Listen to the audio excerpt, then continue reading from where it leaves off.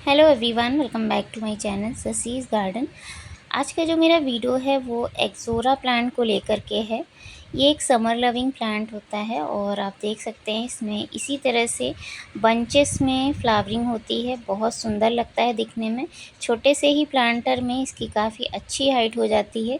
इससे पहले भी मैं एक रिपोर्टिंग का वीडियो आपके साथ शेयर कर चुकी हूँ, जब मैं इसे नर्सरी से लेकर के आई थी। नर्सरी में ये आपको 100 टू 150 इस तरह से पॉट में लगा हुआ इसी रेंज में मिल जाएगा ये पौधा।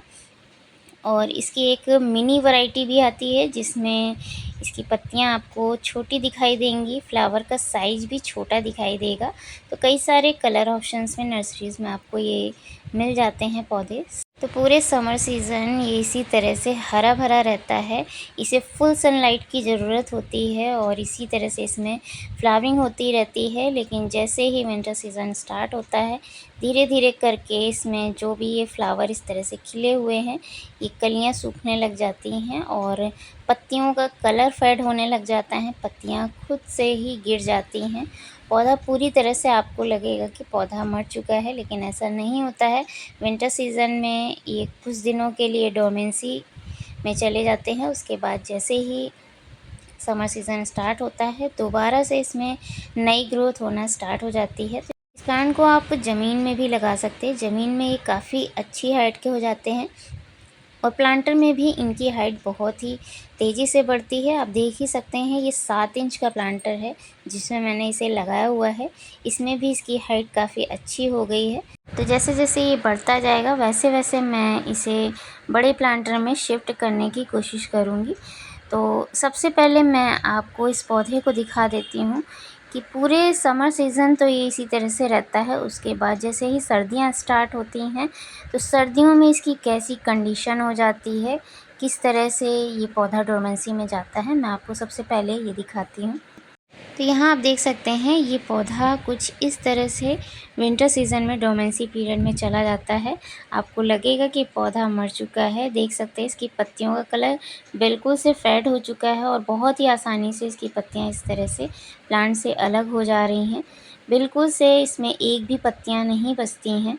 और अभी मैं आपको इसे रिपोर्ट करके दिखाऊंगी किस तरह से रिपोर्टिंग आप इसकी करें, ताकि इसमें जो है जैसे ही सीज़न इसका आए तो इसकी ग्रोथ वापस से अच्छी हो सके।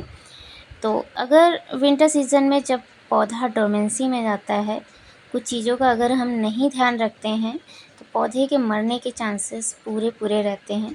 इसलिए डोमेंसी पीरियड में जो भी पौधा जाता है, सबसे पहले हमें उसमें पानी देना कम कर देना चाहिए। दूसरी चीज़ है, इसमें फर्टिलाइज़र भी नहीं देना चाहिए, क्योंकि पौधा बिल्कुल से ग्रोथ रोक देता है। तो पौधे को किसी भी तरह की एक्सेस रिक्वायरमेंट नहीं होती है, ना ही फर्टिलाइज़र की, ना ही पानी की। मिट्टी जब सूखी हो तभी आप विंटर सीज़न में पानी दें। तो इसके अलावा आप देख सकते हैं मैंने ये जो भी पत्तियां थी इसकी सूखी हुई वो इस ग्रो बैग में डाल दिया है। मैं इसे शिफ्ट कर रही हूँ 9 बाई 9 इंच के ग्रो बैग में। और इससे बड़ा ही है ये जो प्लांटर है, 7 इंच का प्लांटर, उससे बड़ा ही है ये ग्रो बैग। इस तरह से इसमें नीचे होल वगैरह भी दे रखे हैं। तो मैंने सबसे पहले पेपर बिछाया था, उसके बाद जो सूखी लीव्स इसी प्लांट की थी वो मैंने सारी इसमें डाल दी। तो पौधे की कंडीशन आप देख सकते हैं, आपको लगेगा कि पौधा बिल्कुल से मर चुका है। लेकिन आप इस तरह से इसे बड़े प्लांटर में इस समय शिफ्ट कर सकते हैं।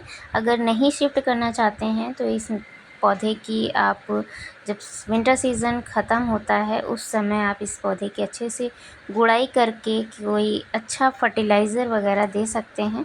तो चलिए सबसे पहले मैं आपको इसकी रूट्स को निकाल करके दिखाती हूँ किस तरह से विंटर सीज़न में डोमेंसी पीरियड के दौरान इसकी रूट्स डेवलप होती हैं या रूट्स ख़राब हो जाती हैं। इसे रिपोर्ट करने से पहले मैंने सुबह के समय इसमें पानी दे दिया था, ताकि मिट्टी हल्की सी नम हो जाए और पौधा आसानी से इस तरह से निकल जाए। तो आप देख सकते हैं रूट्स नीचे तक बहुत अच्छे से पहुंच चुकी हैं और काफ़ी हेल्दी रूट्स हैं। नई रूट्स भी इसमें डेवलप हो चुकी हैं। तो इस तरह से जब भी आपको पौधा लगे कि पौधा पूरी तरह से सूख चुका है, तो पौधे की स्टेम को आप स्क्रैच करके देख सकते हैं। अगर थोड़ी बहुत भी स्टेम जो आपको है हरी दिखाई दे या फ्रेश दिखाई दे, तो इसका मतलब है कि पौधे में अभी भी रूट्स डेवलप हो रही हैं और पौधा दोबारा से रिवाइव हो सकता है।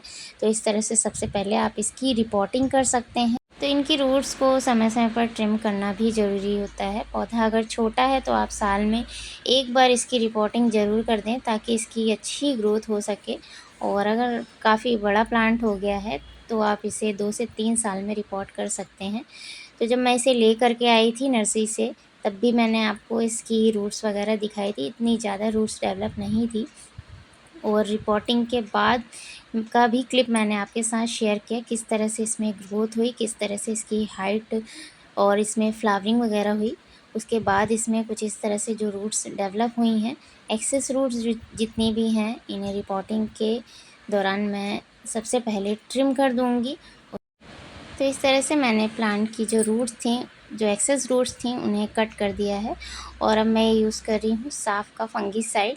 ये रिपोर्टिंग मैंने विंटर सीज़न ख़त्म होने के बाद की थी, जब गर्मियाँ शुरू ही हो रही थी। जब बहुत ज़्यादा ना सर्दी हो, बहुत ज़्यादा ना गर्मी हो, उस समय आप पौधों की रिपोर्टिंग करें, तो पौधों में हमेशा आपको अच्छा रिज़ल्ट मिलेगा। रिपोर्टिंग के बाद पौधा मरेगा नहीं। तो इस तरह से मैंने इसकी रूट्स पर थोड़ा-सा साफ़ का फंगिसाइड यूज़ किया था और थोड़ा-सा मिट्टी में भी मिक्स किया है और थोड़ी-सी सरसों खली का यूज़ किया था, 2 मुट्ठी करके। तो साफ़ का फंगिसाइड थोड़ा-सा और थोड़ी-सी सरसों खली, थोड़ी-सी रेत और गार्डन सॉइल, इस तरह से मैंने इसकी जो मिट्टी है प्रिपेयर की है। और इस तरह से आपको पौधे को रख कर के चेक कर लेना है। बहुत ज़्यादा ना आप गहराई में लगाएं और ना बहुत ज़्यादा ऊपर की तरफ। तो आप देख सकते हैं कुछ इस तरह से मैंने इस पौधे को रिपोर्ट किया है। और रिपोर्ट करने के बाद अच्छे से एक बार इसमें वाटरिंग करनी है। वाटरिंग के बाद ड्रेनेज भी चेक कर लेना है कि पानी अच्छे से नीचे से निकल रहा है या नहीं। तो इस तरह से रिपोर्टिंग करने के बाद जो पौधे में आपको ध्यान देना है, क्योंकि इसमें नई ग्रोथ आने में थोड़ा-सा समय लगता है, तो ऐसे समय पर आपको पानी बहुत ही कम देना है। पूरी तरह से गर्मियाँ नहीं आती हैं तो पानी जल्दी-जल्दी सूखता भी नहीं है। और इस तरह से फर्टिलाइज़र देने के बाद दोबारा से आपको तभी फर्टिलाइज़र देना है जब इसमें नई ग्रोथ स्टार्ट हो जाए। तो इस तरह से मैं आपको इसका अपडेट दिखाती हूँ सबसे पहले। तो यहाँ इसका अपडेट आप देख सकते हैं। ये 1 मंथ के बाद का अपडेट है। इसमें थोड़ा-सा समय लगता है रिपोर्टिंग के बाद इस तरह से इसमें नई ग्रोथ स्टार्ट होने में। धीरे-धीरे इसकी जो स्टेम है ग्रीन होना स्टार्ट होती हैं। उसके बाद से जो इसके नोड एरिया होते हैं, वहाँ से इस तरह से आपको नई-नई लीव्स निकलती हुई दिखाई देंगी। तो इस तरह से मैंने जब से रिपोर्टिंग की थी तब से लेकर अभी तक किसी भी तरह का इसमें कोई भी फर्टिलाइज़र भी नहीं दिया है और ना ही बहुत ज़्यादा वाटरिंग करती थी मैं। जब इसकी मिट्टी की ऊपरी जो लेयर है सूख जाती थी, तभी मैं इसमें पानी वगैरह दे देती थी। और इसकी गोड़ाई समय-समय पर करना बहुत ज़रूरी होता है, ताकि मिट्टी में एयरेशन वगैरह बना रहे। अभी कुछ दिनों बाद का मैं आपको अपडेट शेयर करूँगी, जब ये पौधा पूरी तरह से पहले जैसा हो जाएगा। जैसे पहले मैंने आपके साथ जो क्लिप शेयर की थी, उसमें काफ़ी ये हरा-भरा और फूलों से भरा हुआ पौधा था। तो उसी तरह से इसे इस बार मैंने 9 बाई 9 इंच के ग्रो बैग में लगाया है, तो इसमें और भी अच्छी इसकी हाइट हो जाएगी और भी अच्छी इसमें फ्लावरिंग होगी। तो अभी इसमें आप देख सकते हैं इस तरह से जब ग्रोथ पौधे में होना स्टार्ट हो जाए, तब आप इसमें फ़र्टिलाइज़र दे सकते हैं। अभी कुछ दिनों बाद मैं फ्लावरिंग प्लांट मेरे जितने भी हैं उन सभी में मैं जब फ़र्टिलाइज़र दूँगी, तब इस पौधे को भी फ़र्टिलाइज़ कर दूँगी। तो इस पौधे को आप सीज़न के अकॉर्डिंग फ़र्टिलाइज़र दें। जैसे सरसों की खली मैंने तब दी थी जब बहुत ज़्यादा ना सर्दी थी ना बहुत ज़्यादा गर्मी। अभी आप देख सकते हैं टेम्परेचर बढ़ा हुआ है, तो इस समय सरसों की खली बिल्कुल भी ना दें। इस समय आप हो सके तो वर्मी कंपोस्ट दें इस पौधे को, बहुत ही अच्छा रिज़ल्ट मिलेगा। और वर्मी कंपोस्ट ना हो तो आप काऊ डंग मैन्योर भी दे सकते हैं। तो मैं 1-2 दिन में इसमें काऊ डंग मैन्योर दे दूँगी इस पौधे को शाम के समय। अभी सुबह का समय है और इसमें मैंने पानी भी डाला हुआ है, मिट्टी काफ़ी गीली हो गई है इसलिए मैं इसमें फ़र्टिलाइज़र अभी नहीं डाल रही हूँ। तो जब मैं फ़र्टिलाइज़र इसमें दूँगी तो आपके साथ वीडियो शेयर करूँगी और इसके बाद का अपडेट भी मैं आपको दिखाऊँगी किस तरह से इसमें अच्छी ग्रोथ हो रही है। तो सही तरीके से पानी देना और सही तरीके से पौधे को फ़र्टिलाइज़ करना, इन्हीं सब बातों का अगर हम ध्यान रखते हैं और रिपोर्टिंग करते हैं इन सब बातों को ध्यान में रखकर, तो कभी भी हमें रिपोर्टिंग की कोई भी शिकायत नहीं आती है। पौधा सन लविंग प्लांट है तो आप इसे फुल सन में ही रखें। पूरी गर्मी मैंने इस पौधे को फुल सन में ही रखा था, तभी इसमें आपको अच्छी फ्लावरिंग दिखाई देगी और इसमें पत्तियों की ग्रोथ और पौधे की ग्रोथ भी बहुत तेज़ी से होगी। तो अगर आज का मेरा ये वीडियो आपको पसंद आया हो तो कमेंट करके ज़रूर बताइएगा और अगर कुछ चीज़ें रह गई हों जो आपको पूछनी हो इस प्लांट को लेकर के, मेरा जो एक्सपीरियंस था जब से मैं इस नर्सरी से इस पौधे को लेकर के आई थी, वो पूरा एक्सपीरियंस मैंने आपके साथ शेयर किया। जो फर्टिलाइज़र मैंने इस पौधे को दिया वो सारी चीज़ें मैंने आपके साथ शेयर की। तो आपको ये वीडियो कैसा लगा मुझे कमेंट करके ज़रूर बताइएगा।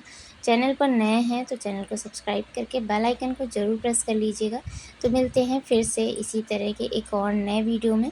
तब तक के लिए thank you so much for watching.